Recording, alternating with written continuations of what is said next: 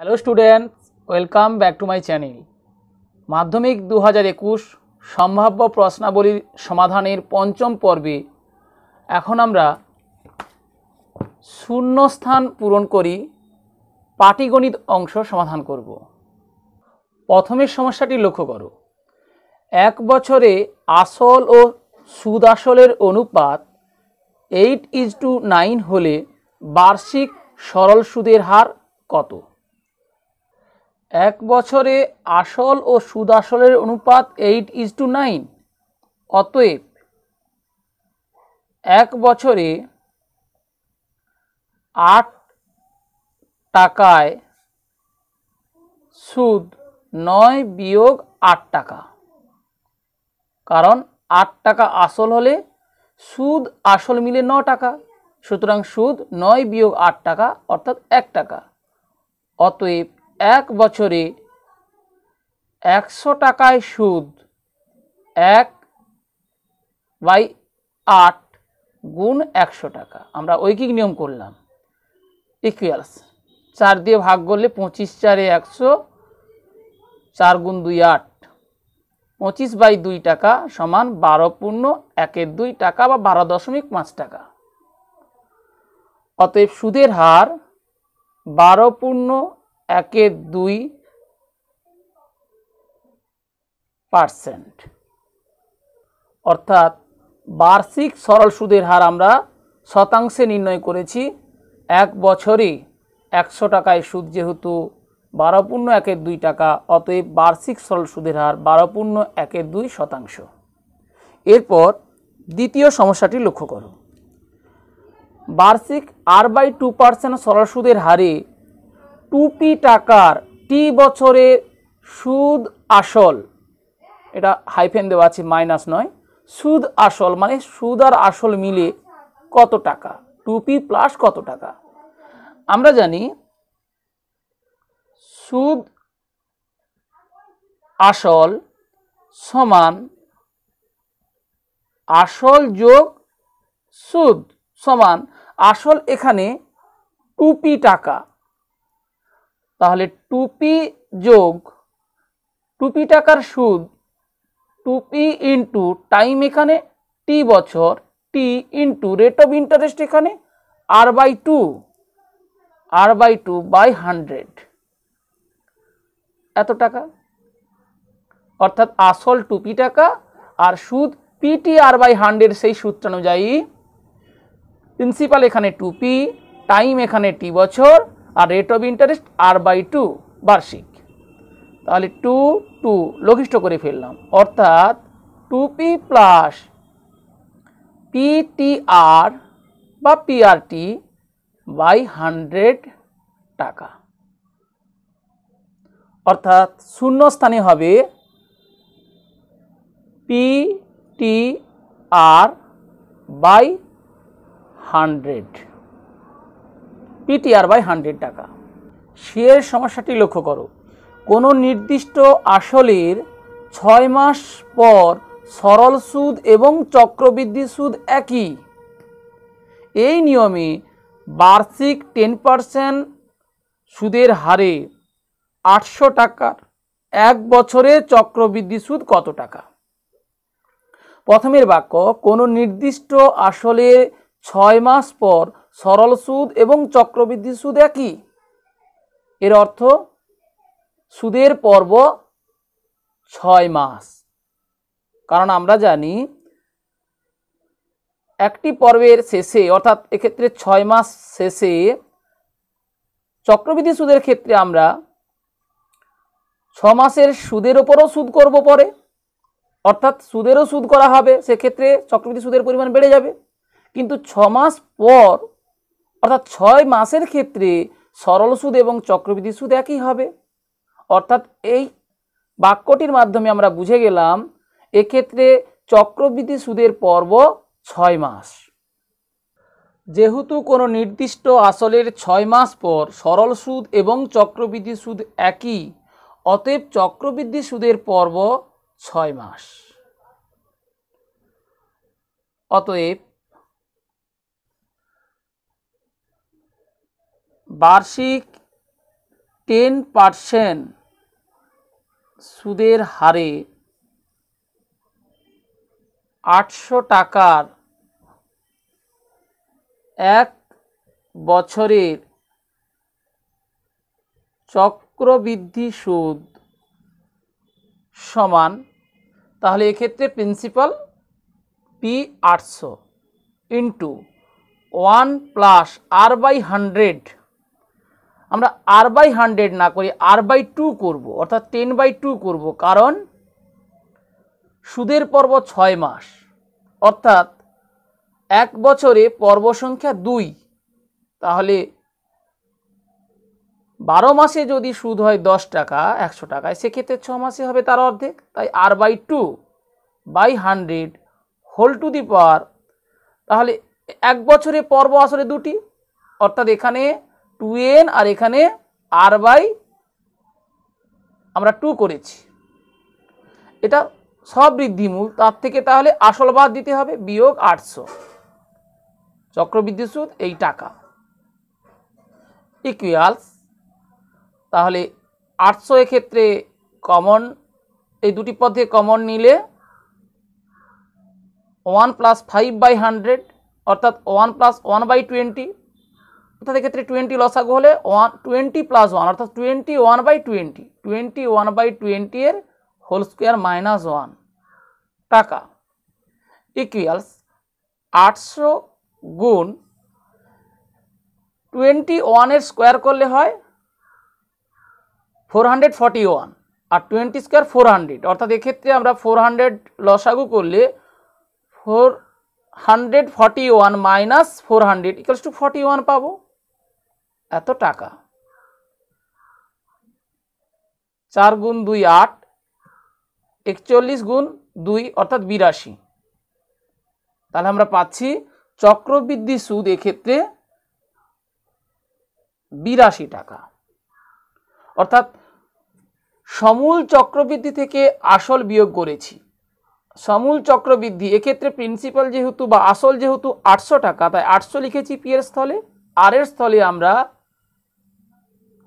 10/2 করেছি, কারণ বার্ষিক 10% সুদের হারে, অর্থাৎ 12 মাসে 100 টাকায় সুদ 10 টাকা, সেক্ষেত্রে 6 মাসে তার অর্ধেক হবে, আর 1 বছরে পর্ব হবে 2টি, তাই এন এর স্থলে আমরা 2 লিখেছি।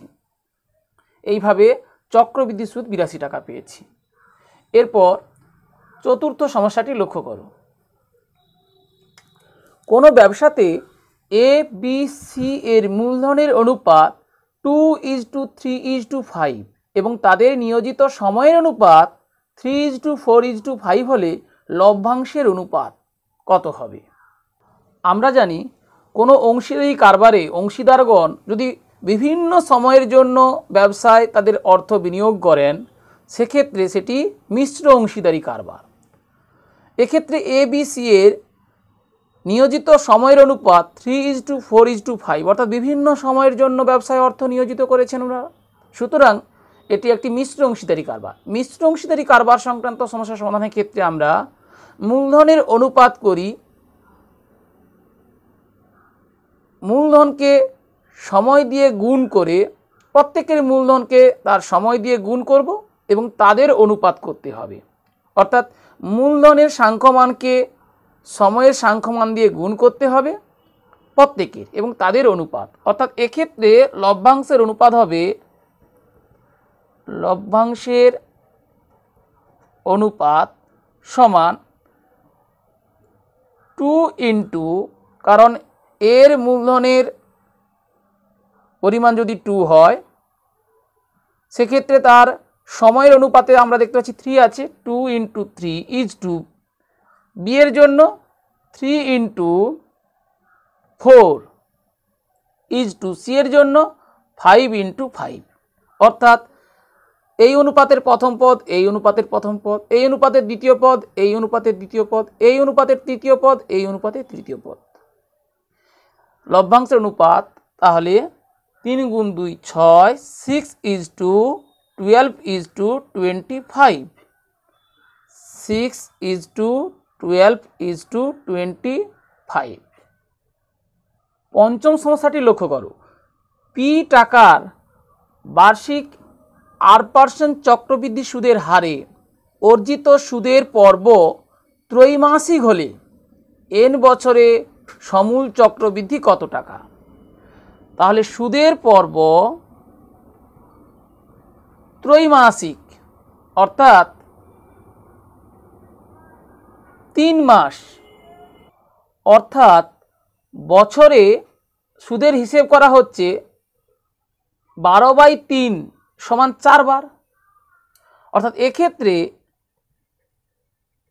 সমূল চক্রবৃদ্ধি সমান P ইন্টু 1 + তাহলে R/4/100 whole to the power 4n এত টাকা। অর্থাৎ P into 1 + R/100 whole to the power n এর স্থলে r এর স্থলে আমরা R/4 করব এবং n এর স্থলে 4n করব। কারণ 12 মাসের সুদ যদি হয় r, সেক্ষেত্রে 1 মাসের সুদ হয় r/12 আর 3 মাসের হয় r/12কে 3 দিয়ে গুণ অর্থাৎ r/4। অর্থাৎ 12 মাসের সুদ 8 টাকা হলে 3 মাসের সুদ হবে r/4 টাকা। সেই হিসাবে এখানে আমরা 4 দিয়ে ভাগ করব। আমরা এভাবে লিখতে পারি, অথবা প্রয়োজনে এটাকে আমরা P into 1 + R/4/100 equals to আমরা লিখতে পারি R/400 whole to the power 4n টাকা, এভাবেও লিখতে পারি। অর্থাৎ এখানে সমূল চক্রবৃদ্ধি হবে P into 1 + R/400 whole to the power 4n টাকা। 6 নম্বর সমস্যাটি লক্ষ্য করো। কোনো মূলধনের বার্ষিক শতকরা একই সুদের হারে ড্যাশ বছরের সরল সুদ ও চক্রবৃদ্ধি সুদের পরিমাণ সমান। আমরা এর আগে 3 নম্বর সমস্যাটির সমাধানের সময় কোনো নির্দিষ্ট আসলের 6 মাস পর সরল সুদ এবং চক্রবৃদ্ধি সুদ একই, এরূপ একটি তথ্য পেয়েছিলাম। সরল সুদ ও চক্রবৃদ্ধি সুদ একই হয় যদি পর্ব হয় 6 মাস, সেক্ষেত্রে 6 মাস পর, আর পর্ব যদি 3 মাস হয় সেক্ষেত্রে 3 মাস পর, পর্ব যদি 1 বছর হয় সেক্ষেত্রে 1 বছর পর। কারণ ধরি পর্ব 1 বছর, তাহলে 1 বছরের শেষে সরল সুদ চক্রবৃদ্ধি সুদ একই হয়ে যাচ্ছে, কিন্তু তারপরে যেহেতু চক্রবৃদ্ধি সুদের ক্ষেত্রে সুদেরও হিসেব করা হয়, সুদের সুদ হিসেব করা হয়, সেক্ষেত্রে চক্রবৃদ্ধি সুদের পরিমাণ বেড়ে যাচ্ছে। এখানে বলা হয়েছে কোনো মূলধনের বার্ষিক শতকরা একই সুদের হারে ড্যাশ বছরের সরল সুদ চক্রবৃদ্ধি সুদের পরিমাণ সমান। এখানে সুদের পর্ব বলা নাই। সুদের পর্ব বলা না থাকলে আমরা সুদের পর্ব 1 বছর ধরে নিই। সুতরাং এক্ষেত্রে একই সুদের হারে 1 বছরের সরল সুদ ও চক্রবৃদ্ধি সুদের পরিমাণ সমান। অর্থাৎ আসল P টাকা, সময় T বছর, বার্ষিক সরল সুদের হার বা চক্রবৃদ্ধি সুদের হার R% হলে সরল সুদের ক্ষেত্রে PTR/100 সুদ এবং চক্রবৃদ্ধি সুদের ক্ষেত্রে P into 1 + R/100 whole to the power T - 1। T = 1 হলে সরল সুদ ইকুয়াল চক্রবৃদ্ধি সুদ। এক্ষেত্রে আমরা সুদের পর্ব 1 বছর ধরে নিয়েছি। জি এর দাগের সমস্যাটি লক্ষ্য করো। বার্ষিক 8% সরল সুদের হারে কোনো মূলধনের n বছরের সুদ PNR/25 টাকা হলে মূলধনের পরিমাণ কত টাকা? আমরা মূলধন প্রিন্সিপাল P ধরি, যেহেতু সুদ এখানে PNR/25 অর্থাৎ সুদের পরিমাণে P আছে, সুতরাং প্রিন্সিপাল P না ধরে অন্য কোনো চল ধরে নিই। মনে করি